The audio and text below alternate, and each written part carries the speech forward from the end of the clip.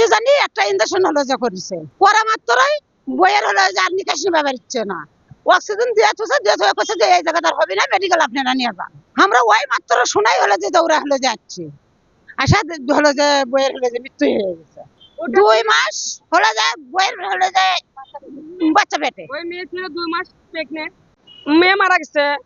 আমরা আর তো পাবো না, এর সুষ্ঠু বিচার চাই, ওই ডাক্তারের সাজা চাই। আমরা এই গল্প নিয়ে আসা যে আমাকে হলো যে মারলো আমরা তার বিচার চাই আমরা একটা ভাঙচুর করি তারকে দল বল আসা হলো যে ভাঙ্গা চুঙ্গা দিয়ে আমাকে মারপিট হলো যে করে হলো যে দিছে আমাকে মারপিট হলো যে করে দিছে ও হলো যে ফোন করে তার নিয়ে আসা হচ্ছে এই জায়গা এত দল বল কুটি না এলো অনেক দোকানের লোকজন আমাকে দেখেছে আমাকে উকি আমরা উকির সাথে কয়েকজন আছি আমরা 6-7 জন আছি উকির সাথে আর দল বল নিয়ে আসা হলো যে আমাকে কেন মারা হলো আমাকে এই জায়গা না পুলিশ আসলে না তো পুলিশ তো এই আছে আমরা পুলিশ অনেকক্ষণ ফোন দিচ্ছি পুলিশ তো আসলে না আমরা এই নাচ নিয়ে তো হলো যে আমরা বলেও তো বাবা দিচ্ছি না আপনার হচ্ছে ক্লিনিকে নিয়ে আসার পর আপনার হলো ভাগনা বয়ের একটা মানে প্রেগনেন্ট ছিল 2 মাস, সে বাচ্চাটা নষ্ট হয়ে যাওয়ার পরে উনিরা বলে যে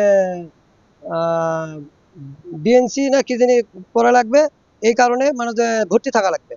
আমি ভাগনাকে বললাম যে বাবা একটা দিন তুমি অপেক্ষা করো, আমি একটু একটা কাজে যাচ্ছি, আমি আসা একটা ভালো পরামর্শ করে কোন ভালো ডাক্তারদের করা যায়। ভাগনা মানে না হতে মানে ইমার্জেন্সি ভাবে উনিরা কি সিদ্ধান্ত দিয়েছে সে সিদ্ধান্ত অনুযায়ী এই প্রভাতিতে নিয়ে এসে ভর্তি করায় কি জানি স্যালাইন না ইঞ্জেকশন দেওয়ার পরে কাঁপানি শুরু হয়ে যায়। তখন আমার ভাগনার সাথে সাথে ফোন দিচ্ছে, মামা এই ব্যাপার, মানে এনিরা বলতেছে যে আপনারা মেডিকেলে নিয়ে যান। তখন আমরা ওই যখন মানে অ্যাম্বুলেন্সে ফোন দিই, তখন অ্যাম্বুলেন্সে যখন নিয়ে যায়, তখন নিয়ে যাওয়ার পরে অ্যাম্বুলেন্সের শব্দ শুনে তখন তার মন থাকে না, তখন আমরা করলাম কি বাসায় থেকে মেডিকেলে যাই। মেডিকেল থেকে আমরা বললাম যে ঠিক আছে তাহলে আমরা লাস্টটা ওখানে নিয়ে যাই, আমরা ডাক্তারের সাথে কথা বলি, উনি কি মানে সিদ্ধান্ত নিয়ে কিভাবে মানে চিকিৎসা করলো, ভুল চিকিৎসা করার কারণে মারা গেল, উনি মানে কি মেডিসিন দিল উনি তো আমরা শুনি। আমরা ভাই মানে কয়েকজন লোক আসছি এখানে রোগীর সঙ্গে, উনিরা এই যে এখানে এক ভাই ছিল, উনি ম্যানেজার নেই কি জানি, উনি আমাকে বলা মানে উনি ভয়েতে মানে চলে গেল। অনেক মানে লোক ছেলেপেলে ফোন দেওয়া উনিরা আসে মনে করেন যে কিসের কি আমাদের তো শোনা, উনিরা আমাদের মারধর শুরু করছে, মারধর করে গেলে ভাঙচুর করে দিয়ে আমাদের ঘাট দুধ চাপা দিচ্ছে, উনি চলে যাচ্ছে। আমার এখানে বুকে একটা মানে ঘুষি লাগিছে, আমার মানে ছেলেকে মারছে, তারপর আমার ভাগ্নাকে মারছে, এবং মেয়ে ছেলেপেলে মনে করেন যে মেয়ে ছেলেপেলে চুল টানা হেঁচড়া করেছে বলতে। এই রুগীটা ডাক্তার আবিদা সুলতানা দেখছিল পপুলারে, ওখানে রুগীটার আগে হয়তো ডিএনসি লাগবে আর কি। আগে বাচ্চা একটা মিস অ্যাবর্শন হওয়ার জন্য নষ্ট হয়েছে, তো ম্যাডাম দেখে আমার ক্লিনিকে ভর্তি দিছিল। তো এখানে ভর্তি হয়েছে দুপুরের পরে ভর্তি হওয়ার পরে ম্যাডাম যে চিকিৎসাগুলো দিছিল, জাস্ট ওই চিকিৎসাগুলাই তার চলছে বলতে যে অপারেশনের আগে জাস্ট স্যালাইনটা দেওয়ার জন্য পুশ করার জন্য রুগী রেডি করতেছিল। এর মতো ম্যাডামও প্রেজেন্ট ছিল তখন। ম্যাডামের প্রেজেন্ট থাকা অবস্থাতেই রুগী হয়তো কার্ডিয়াক অ্যারেস্ট হয়, বা কোনো তার হয়তো প্রিভিয়াস হিস্টোরি ছিল, সে অনেক সময় খিঁচুনি দিত বা মুখ মানে দাঁত লাগে আসতো, এরকম তার একটু প্রবলেম ছিল আগে থেকেই। তো যার জন্য রুগীটা ম্যাডাম যখন ম্যাডাম থাকা অবস্থাতেই আর কি উনি পেশেন্টটা হয়তো শকে যায় বা এরকম হয়, কিছু হওয়ার পরে আমরা রুগীটাকে প্রাথমিক যে ম্যাডাম থাকা অবস্থাতে চিকিৎসা দিয়ে তাকে মেডিকেলে রিফার করে দেওয়ার পরে ওইখানে যাওয়ার পরে হয়তো রুগীটা মারা যায়। এর মধ্যে রুগীরা এই যে রুগীর লোকজন সব এখানে কিছু তারা না শুনে, আমাদের এখানে অপারেশনও হয়নি, রুগীর হওয়ার কথা ছিল কিন্তু হওয়ার আগেই রুগী খারাপ হয়েছে।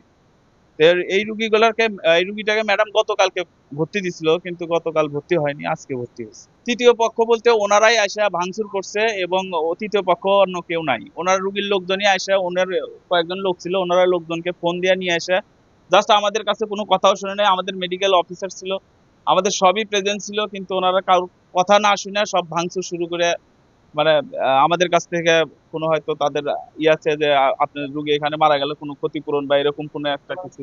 কিন্তু আমাদের যদি দোষ থাকে, আমাদের কথা হচ্ছে আমাদের দোষ থাকলে আমাদের সেটা আইনত ব্যবস্থা নিবে, কিন্তু ভাঙচুর করবে কেন?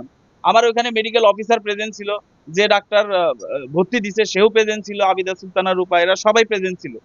প্রেজেন্ট থাকা অবস্থায় রুগী অপারেশন থিয়েটারে ঢুকানোর আগেই মানে রুগী জাস্ট হয়তো 5 মিনিট অ্যানাস্থেসিয়া ডাক্তাররাও আসা রেডি হয়েছে, কিন্তু তার আগেই রুগী বেডে, তার হয়তো প্রিভিয়াস কোনো সমস্যার জন্য বেডেতেই রুগী আনকনশাস হয়ে যায়। তো যার জন্য ম্যাডাম তখন চিকিৎসা তাকে যতটুকু দেওয়া দরকার দিয়ে মেডিকেলে পাঠাইয়া দিচ্ছে, জাস্ট এই। নিচের সিসি ক্যামেরা গুলো ওই যে ভাঙচুর করছে, খুলে গেছে। এখন রিসিভারে যতটুকু আছে আর কি, এই ওনাদের কেউ মারধর করেনি, কোনো প্রমাণ সেটা যদি দেখাতে কে মারধর করছে, আমার কোনো স্টাফে সব ওনারা যার যার মতো ফোন দিয়ে এসে ওনাদের সাথে কেন মারধর করবে। আমি তাকে বুঝানোর চেষ্টা করছি প্রথমে, যখন উনি বুঝতে পারে নাই আমি তখন থানায় পুলিশকে ফোন দিচ্ছি, কারণ ওনারা ফোন দিয়ে আমাকে মারার চেষ্টা বা আমাকেই হুমকি ধামকি, আমাকে মানে সেই অবস্থা, আমাকে আমার উপরে মারতে চাইছে। আমি তখন দেখলাম যে এভাবে তো চিকিৎসা আমরা কিভাবে দিব, রুগীর লোকদেরকে তো আমরা তাদেরকে বুঝাইতে চেষ্টা করলাম, কিন্তু সে যদি না বোঝে আমাদেরকে যখন মার দেওয়া শুরু করতেছে, তখন আমি বাইরে যাই, আমি পুলিশে ফোন দিই। ফোন দেওয়ার পরে এর মধ্যে এগুলা সব করে দিচ্ছে।